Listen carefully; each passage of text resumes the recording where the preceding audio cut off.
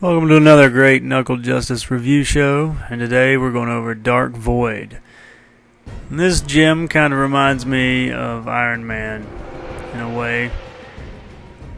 Not as popular, of course, but the same mechanics, almost the same play mechanics as Iron Man.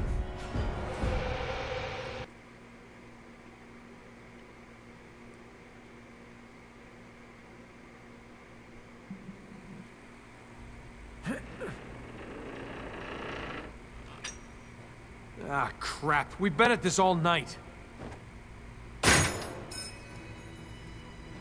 Tavi, what is that? What? Right there? That's not safe. Experimental. Very dangerous. Yeah, I know, but can it fly? Oh, no. Are you crazy? You'll kill yourself. Never knew you cared.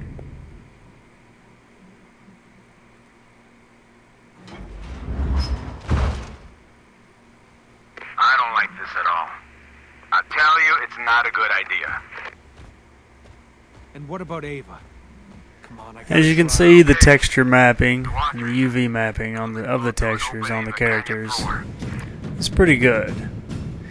But as you can see there, when he walked through the water didn't affect him at all.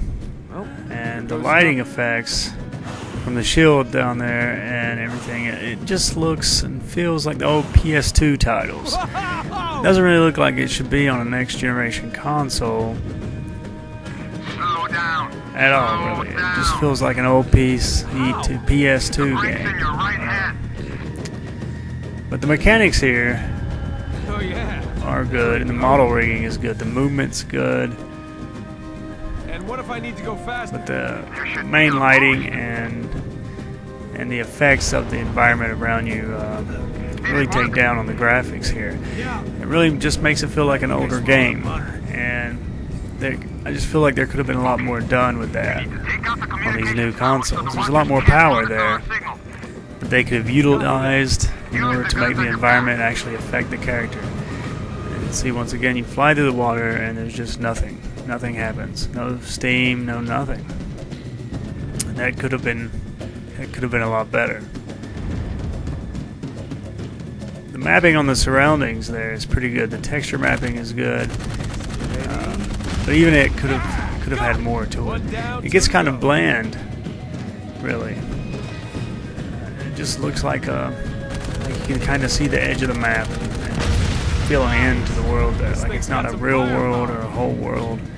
And more could really been done, especially on these next generation consoles.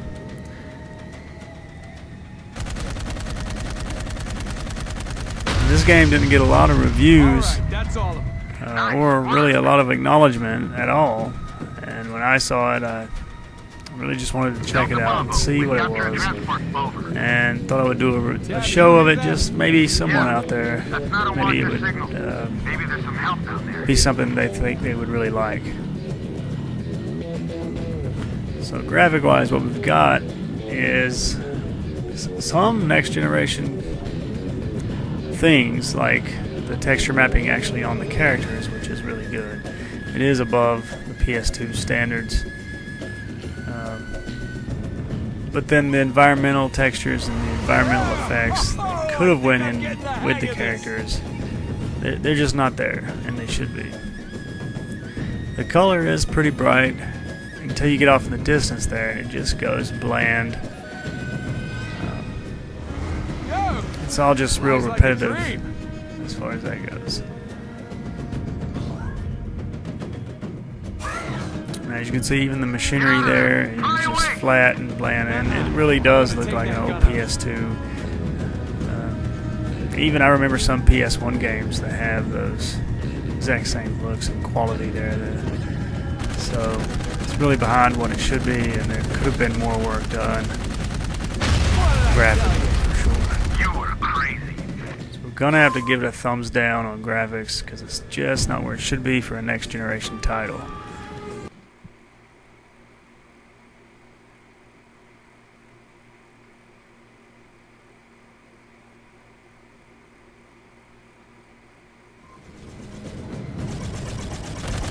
Now the control scheme of the game and the way the buttons are mapped out. They work really well, actually.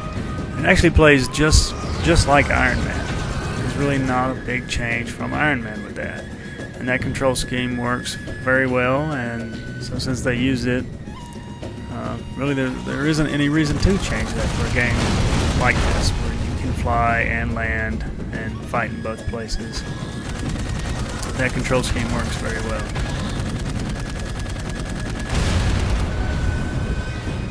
The controls are real responsive and smooth as well, so when you move the stick and when you're ready to turn left or right, it moves right when you tell it to. I like too that there is no lock-on kind of feature right off the bat on the game, because you're just a guy flying around with a jetpack on. So you're not a jet with a computer-controlled aiming sensor and all that. So it makes it a little better for what the game is.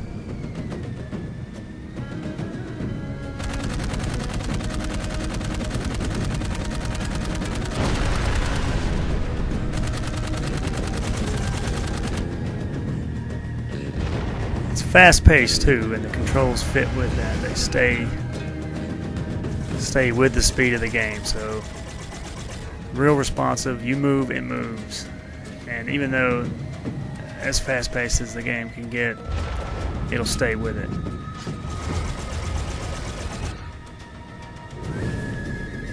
So with that, it is right on par with Control. It fits right with it, and it works with it very well. All right, I'm clear. I don't know what they could have done better as far as the controls go, so we're definitely going to go ahead and give it a thumbs up on that.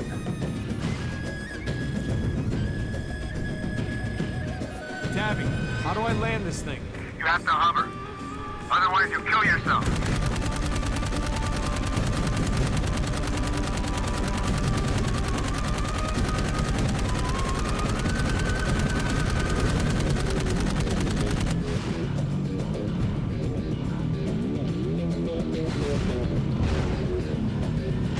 Even landing and walking around and all that, it's real responsive and very well done with that too.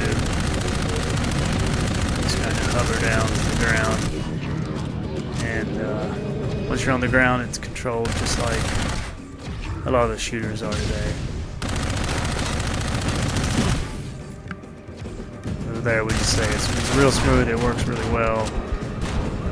I don't know what they could have done to make it any better as far as for what the game is and how it is. And so Control gets a definite thumbs up.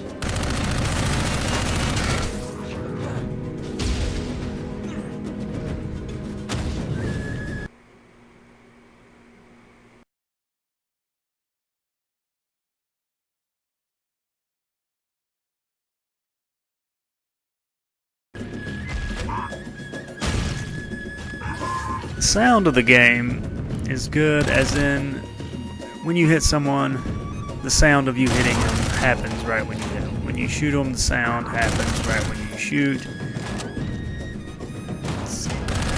It matches it very well. The only thing I didn't like about the sound is the music.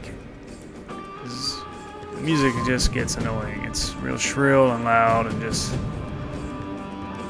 it's not really an action music, which is what I think they were going for. I think they kind of missed their target on that.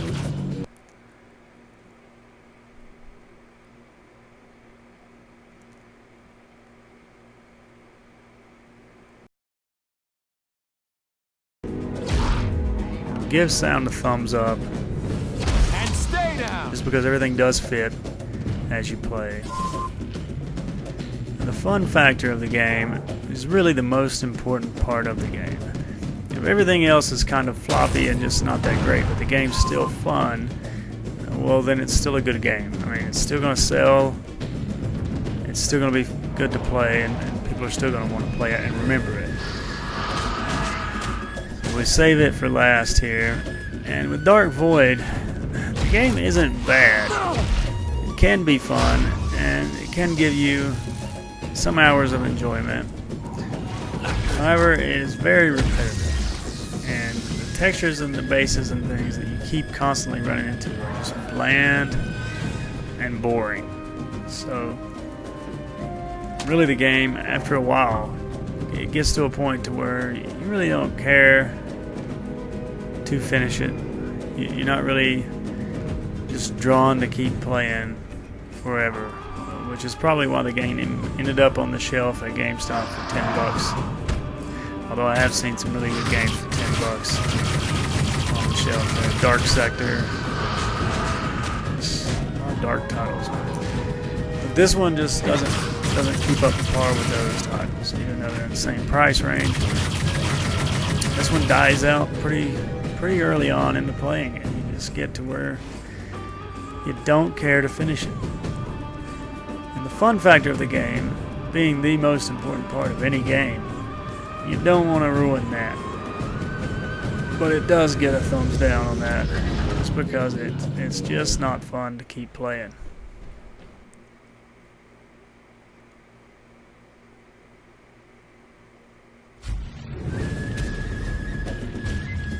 Alright, shield down! Come on, let's go!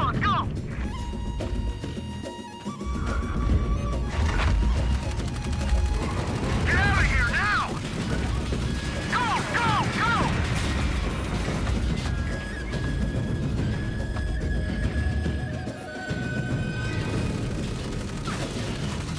So Dark Void gets 2 thumbs up, 2 thumbs down. Not a 50-50 shot for anyone who wants to try it out and see if they like it. It might be your type of game, you might play it and just love it, but it's really not the highest quality game out there. Oh, engine